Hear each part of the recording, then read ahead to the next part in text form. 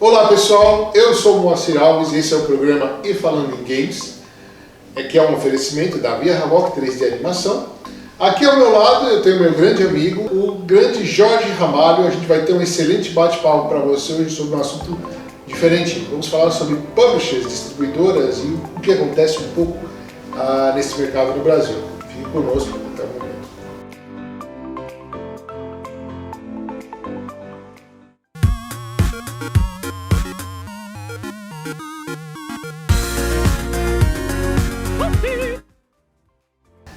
Jorge, a gente vai ser bem bacana esse programa porque hoje a gente vai falar sobre o que acontece no mercado de games. E eu já tenho aquela pergunta capciosa para você, bem peso pesado, meu amigo. Por que no Brasil os jogos têm uma diferença de preço tão grande para fora? Você, como eu, sabe muito bem o que acontece nesse mercado, né?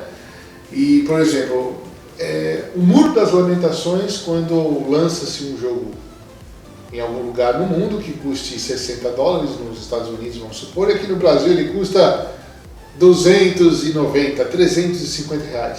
Jorge, por que isso acontece? Bom,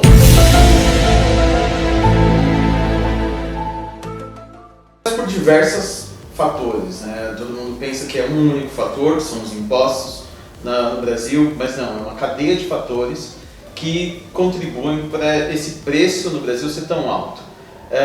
Dentre eles eu posso citar inclusive a questão das margens aplicadas no Brasil, que são mais altas do que em outros mercados, até mesmo comparando com outros mercados da América Latina e europeus, eles não aplicam margens tão altas como as margens brasileiras. Isso é algo que contribui para o preço ser tão mais alto do que isso. Obviamente tem a cadeia de impostos, isso que o nosso imposto é dado em todas as etapas de venda, e isso contribui também para a alta nesses preços. E tem um fator muito importante, que é a questão da dolarização. Hoje, mais de 90% dos nossos produtos são fabricados no Brasil. Porém, grande parte desse produto ele é pago em dólar, porque a parte de royalties ela é remetida para fora do país. E em cima dessa parte, nós temos a parte do direito intelectual da própria publisher, que cobra por isso, e tem também a parte do direito intelectual das donas das plataformas, que são, na verdade, as first parties, que nós chamamos no mercado de first party royalty. Então isso também é pago em dólar, isso também é pago fora do Brasil, e isso acaba encarecendo.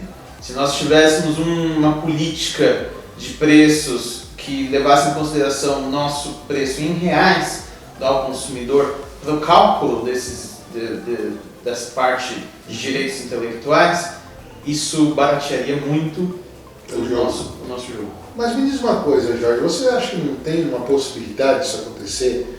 Porque eu também represento publisher e sei o quanto que é difícil às vezes você falar com eles que, olha, o Brasil necessita de um preço menor, se você vende mais barato você vai vender muito mais, etc, etc.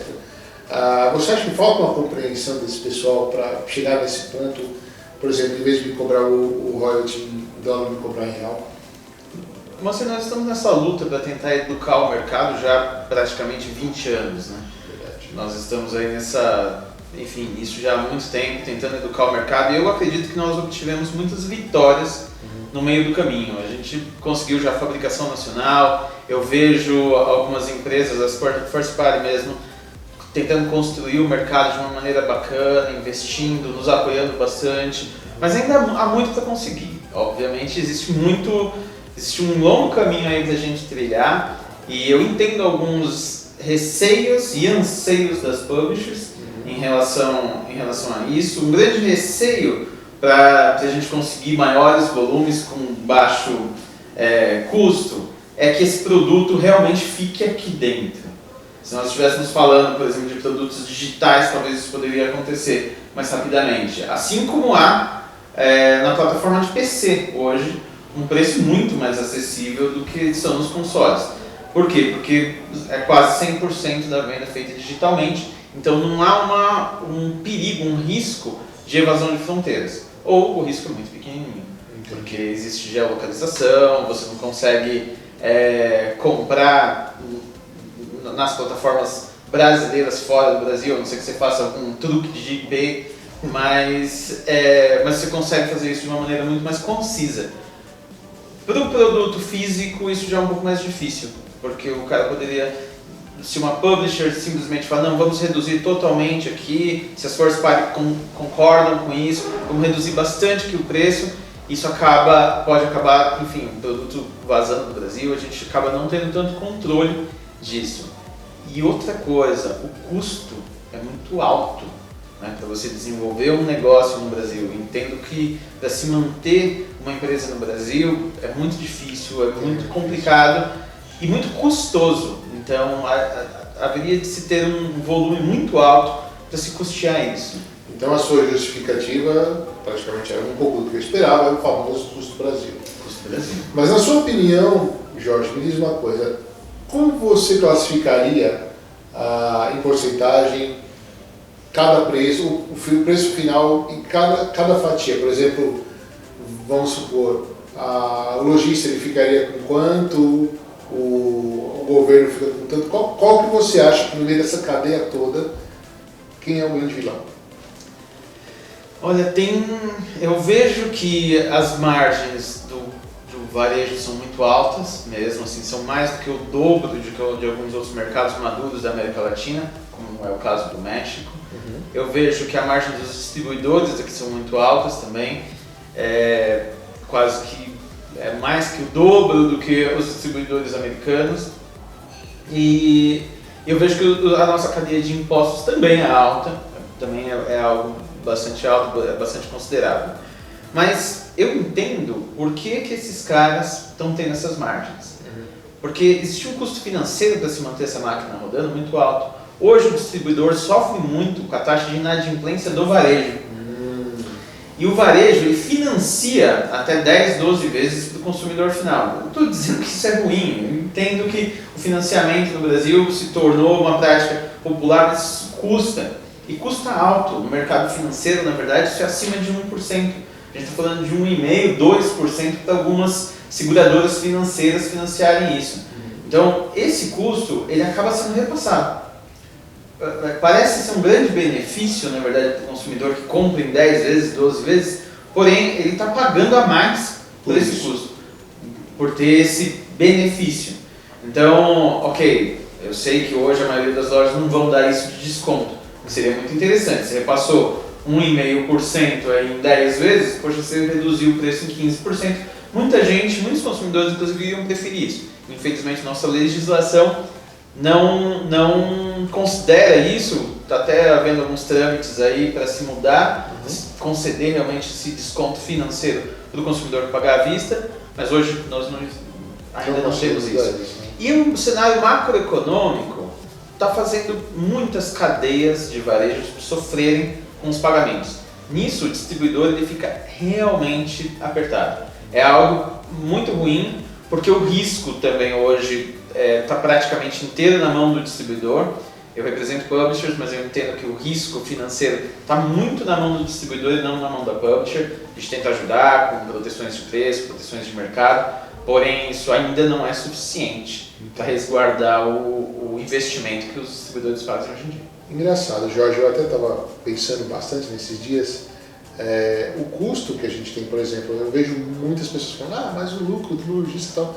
Eu vejo muitas lojas hoje fechando, e não são poucas, são muitas, porque o custo de você manter um funcionário lá, de você pagar todos, é extremamente alto.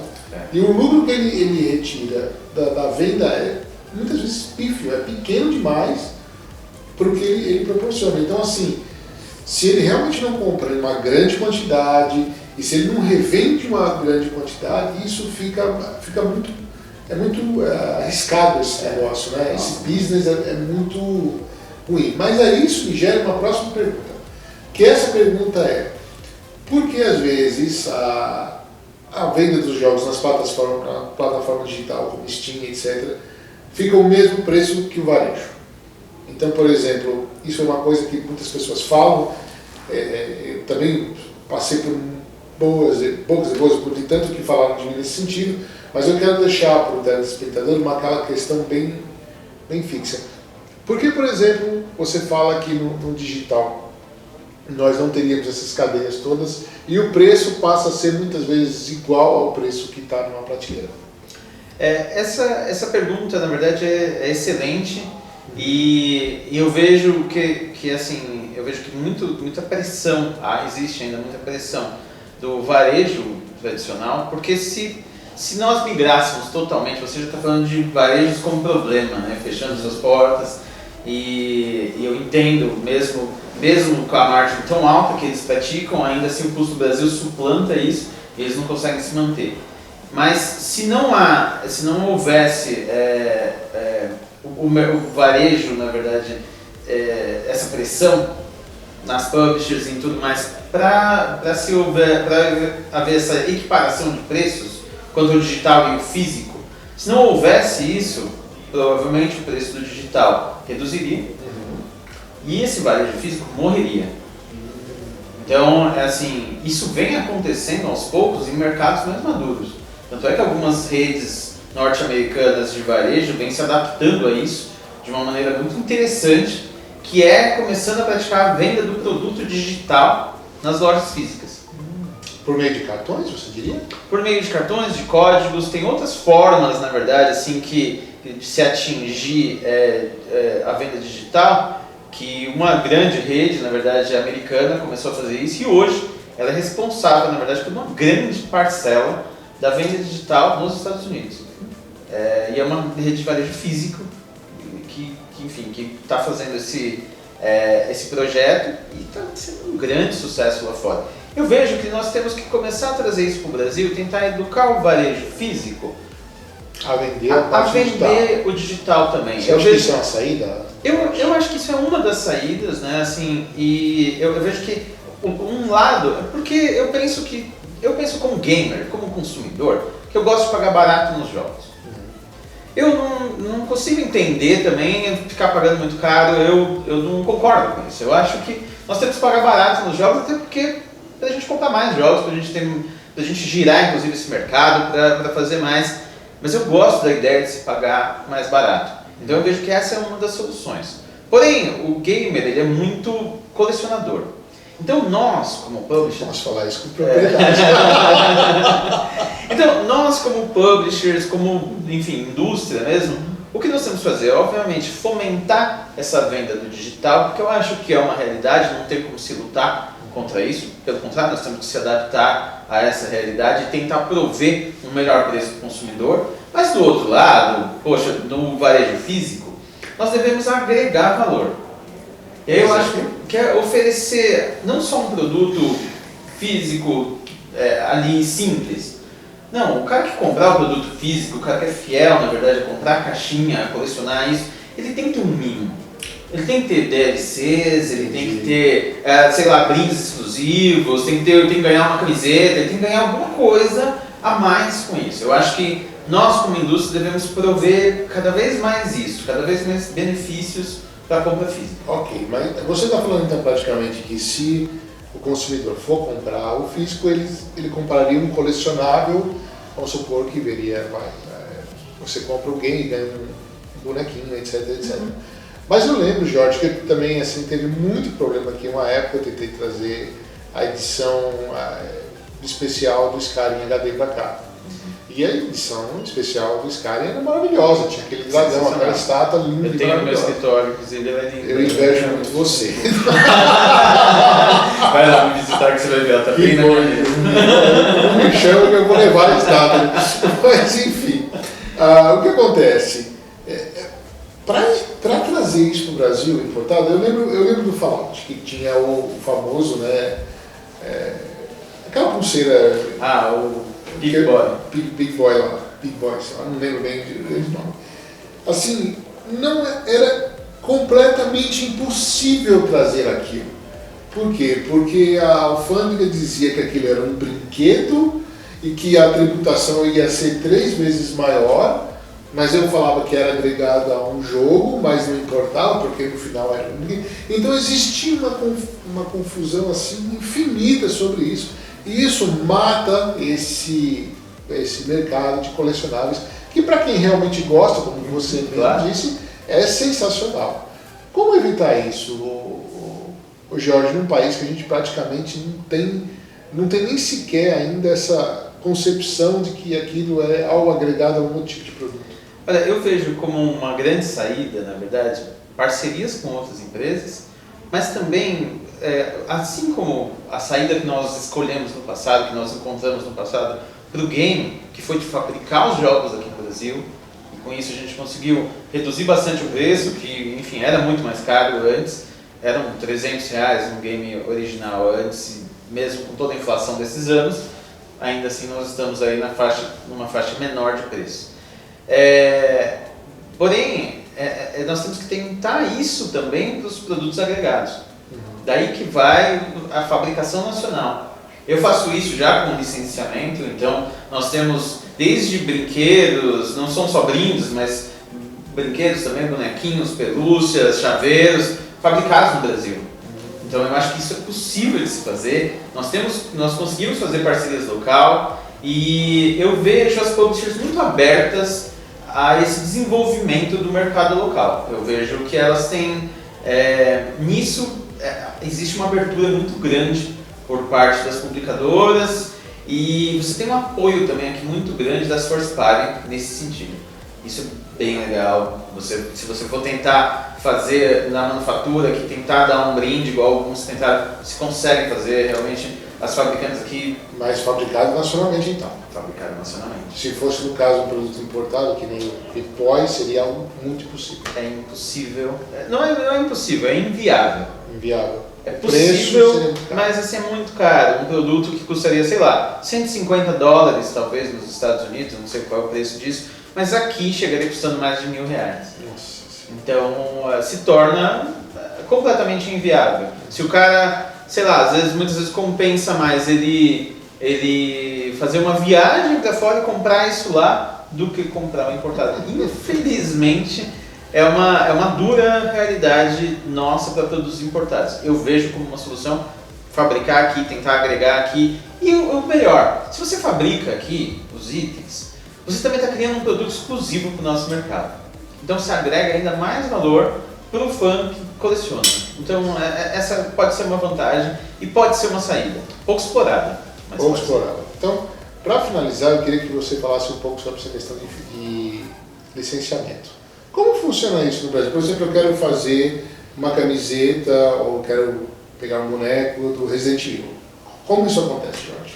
Olha, isso é uma coisa esse é um mercado em ascensão, em franco crescimento, na verdade.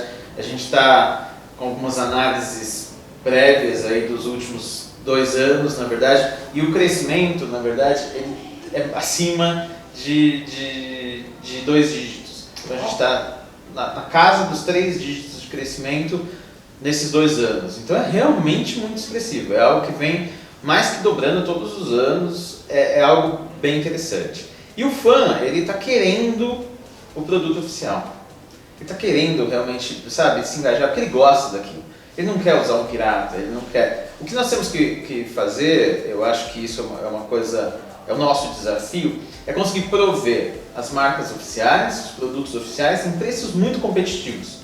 Então isso é uma coisa muito legal. E as publicadoras, as donas das marcas, estão olhando agora para esse mercado. Isso ainda é muito embrionário, está olhando agora. Algumas empresas resolveram investir. Eu vejo que além da Capcom que está com a gente, tem outras empresas como a Sony investindo, a Microsoft iniciou o investimento, a Ubisoft começou a investir também nesse mercado e elas estão mandando muito bem mesmo no mercado. Simplesmente as publicadoras escolhem um parceiro no mercado brasileiro e os fabricantes que querem fazer, seja de camiseta, caderno, roupa, brinquedo, o que quer que seja, procuram essas empresas para simplesmente usar essa licença. Eles pagam, na verdade, um royalty para a gente para uso de marca, mas a gente tenta deixar isso de uma maneira muito competitiva e a aprovação dos produtos está sempre ligada ao fato de produtos de alta qualidade, com um preço competitivo e que seja, na verdade, indexado, que seja direcionado pro fã mesmo, pro cara que quer, pro consumidor, pro consumidor que gosta do produto, pro gamer, pro nerd, pro geek. Tenho orgulho de ser nerd, então eu gosto de falar nerd. Mas basicamente é uma grande saída, inclusive para o mercado, para a gente construir marcas e se tornar esse mercado mais sólido, mais maduro. Nossa, sensacional. Muito obrigado, Jorge. Obrigado. Bom, eu acredito que o nosso tempo já tenha se esgotado. E aqui ao meu lado, o meu grande amigo Jorge Ramalho, que é o diretor-geral aqui no Brasil da T1 e presidente da 2Play, que é a marca de licenciamento deles. Espero que vocês tenham gostado muito desse programa, foi bastante informativo, eu diria, não, Jorge? Né? Eu acho que vocês acabem gostando aí e subscrevam no canal e posso deixar depois seus contatos para com certeza. Então é isso aí, gente. Um grande abraço. Até mais. Um abraço, tchau.